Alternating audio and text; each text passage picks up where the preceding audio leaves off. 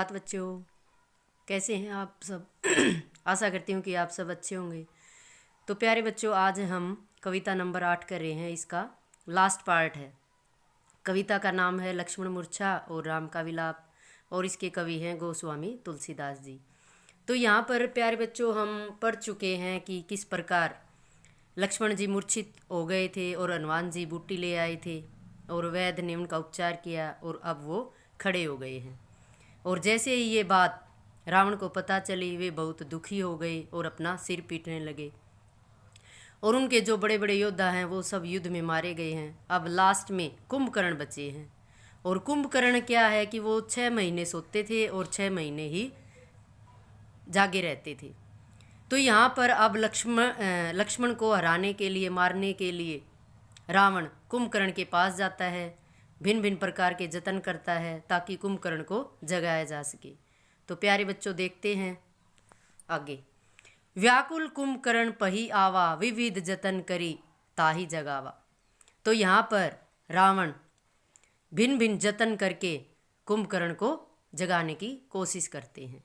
जागा निशिचर देखी कैसा, मानव कालू देह धरी बैसा।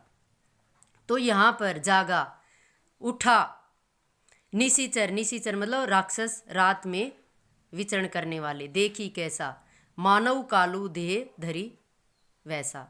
तो कुंभकर्ण सोए हुए ऐसे प्रतीत हो रहे थे जैसे साक्षात काल हो। मानो कालू देह धीर, जैसे उसने साक्षात काल का रूप धारण कर रखा हो। कुंभकर्ण बूझा कहू बाही, काहे तव मुख रहे सुखाई। तो जैसे ही कुंभकर्ण उठकर बैठे तो उन्होंने रावण से पूछा कि हे भाई बताओ क्या बात है, तुम इतने दुखी क्यों प्रतीत हो रहे हो। कथा कही सब तेहि अभिमानी, जेहि प्रकार सीता हरि आनी।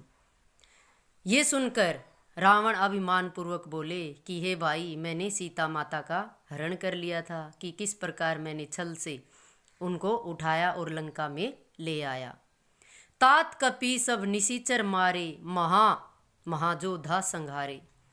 तात हे भाई, कपिन, कपिन मतलब बंदर रूपी सेना ने सब निशिचर मतलब राक्षसों को मार डाला।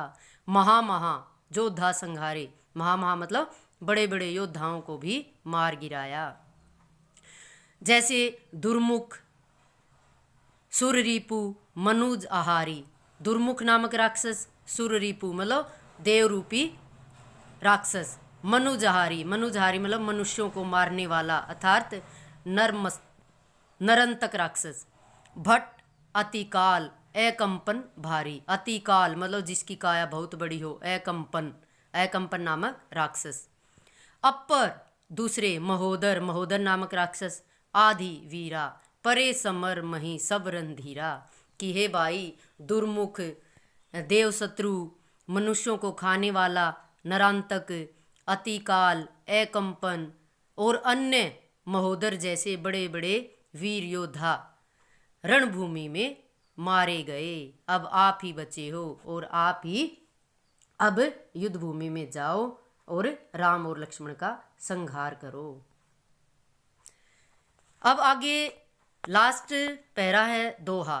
इसमें कुंभकर्ण क्या कहते हैं। सुनी 10 कंधर वचन तब, कुंभकर्ण बिलखान, जगदम्बा हरि आनी, अब सठ चाहत कल्याण। अब ये सारी बातें सुनकर कुंभकर्ण रावण को कह रहे हैं कि सुनी 10 कंध, सारी बातें सुनकर, रावण की सारी बातें सुनकर कुंभकर्ण बिलखान मतलब वर्णन करते हुए कहते हैं कि जगदम्बा हरि आनी, सब सट चाहत कल्याण। कि साक्षात जगदम्बा का आपने हरण किया है, सीता माता को आप उठा कर ले आए हो, तो ये अनुचित है, गलत है। और अब हे दुष्ट, तुम अपना कल्याण चाहते हो। परंतु फिर भी कुंभकर्ण अपने भाई के लिए युद्ध भूमि में जाने को तैयार हो गए। तो प्यारे बच्चों, आशा करती हूँ कि पोएम आपको समझ में आ गई होगी, और जो भी प्रॉब्लम है आप मुझसे कांटेक्ट कर सकते हो। तो आज के लिए ये पोएम समाप्त कल क्वेश्चन आंसर करेंगे। धन्यवाद।